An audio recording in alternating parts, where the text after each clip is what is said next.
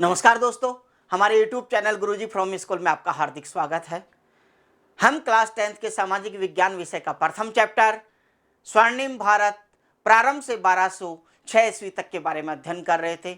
और पिछले वीडियो में आपने जाना कि किस तरीके से यहाँ पे महाजनपद थे और राजस्थान के कौन कौन से जनपद थे उनके बारे में आप अध्ययन कर चुके हैं। और उसी दौरान हमने ये अध्ययन किया था कि जो महाजनपद थे वहाँ पे कुछ महाजनपदों में गणतंत्रात्मक शासन व्यवस्था थी और कुछ के अंदर राजतंत्रात्मक शासन व्यवस्था थी। तो राजतंत्रात्मक शासन का मतलब तो ये होता है कि राजा शासन करने वाला होता है, वह अकेला ही पूरे शक्ति उसी के पास में केंद्रित होती हैं। लेकिन ये गणतंत्रात्मक जो शासन व्यवस्था है वहाँ पे किस तरीके से शासन व्यवस्था चलती थी उसके बारे में हम इस वीडियो में डिस्कस करते हैं। तो गणतंत्रात्मक शासन प्रणाली क्या थी? गणतंत्रात्मक जो शासन प्रणाली के दौरान यहाँ पे जो जनपद हुआ करते थे, ऐसे गणतंत्रात्मक जो जनपद थे, यहाँ पे भी जो राज सत्ता का जो प्रमुख है वो कोई ना कोई कुलीन परिवार का सदस्य ही हुआ करता था, उसका जो मुखिया है वो। और लेकिन ये जो सदस्य हैं ये यहाँ पे निश्चित समय के लिए पूरी जो भी उनकी विस्तृत जो राज्य है उसमें से चुनाव करके या सिलेक्टेड समय के लिए इनको इस संस्थागार के मेंबर बनाया जाता था। और इनके जो सदस्य थे उनको निर्धारित विषय पर अपने विचार व्यक्त करते थे वो।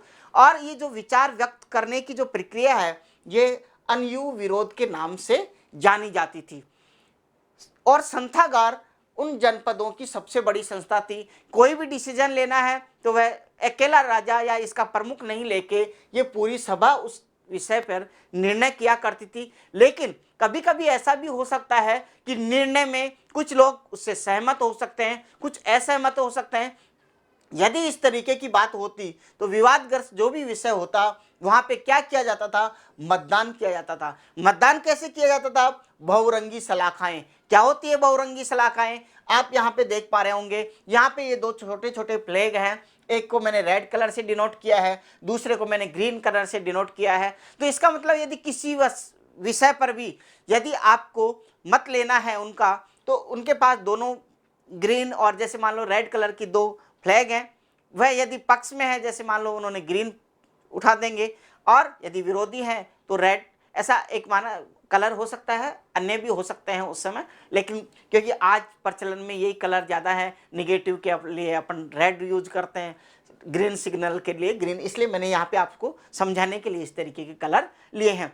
आज भी आप देखोगे, और ये बिल्कुल यहाँ पे ध्यान रखना कि ये जो यहाँ पे लोकतंत्रात्मक शासन चल रहा है प्राचीन समय में भी, कब महाजनपद के काल में भी, लेकिन यहाँ पे भी जो मतदान हो रहा है ये बिल्कुल प्रत्यक्ष मतदान हो रहा है, मतलब प्रत्यक्ष लोकतंत्र की यहाँ पे बात कर रहा हूँ मैं। तो इस तरीके से यदि कोई भी विवादग्रस्त विषय होता था तो ये बहुरंगी सलाहों के माध्यम से क्या किया जाता था? मतदान किया जाता था, और फिर बहुमत से क्या कर लिया जाता था? निर्णय ले लिया जाता था। लेकिन और राज्यों की जितनी भी आधारभूत नीतियां हैं वह सारी की सारी इस संस्थागार जो सभा है इसी के माध्यम से तय की जाती थी।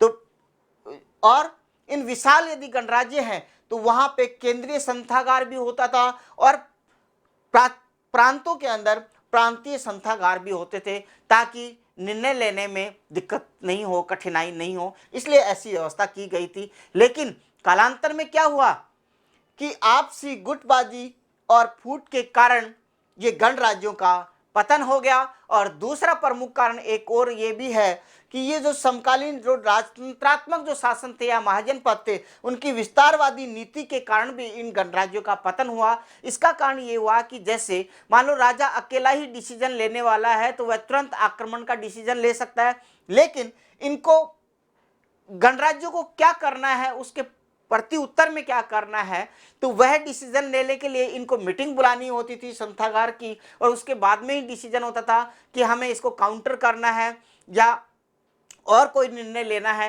तो वो निर्णय लेने में इनको देरी होती थी, और इतने में जो सामने वाला जो राजा है वह उन पर अटैक करके उस राज्य को जीत लेता था, उसको हड़प कर लेता था। इस तरीके की वजह से इनकी विस्तारवादी जो नीति थी उसकी वजह से इन गणराज्यों का क्या हो गया? पतन हो गया।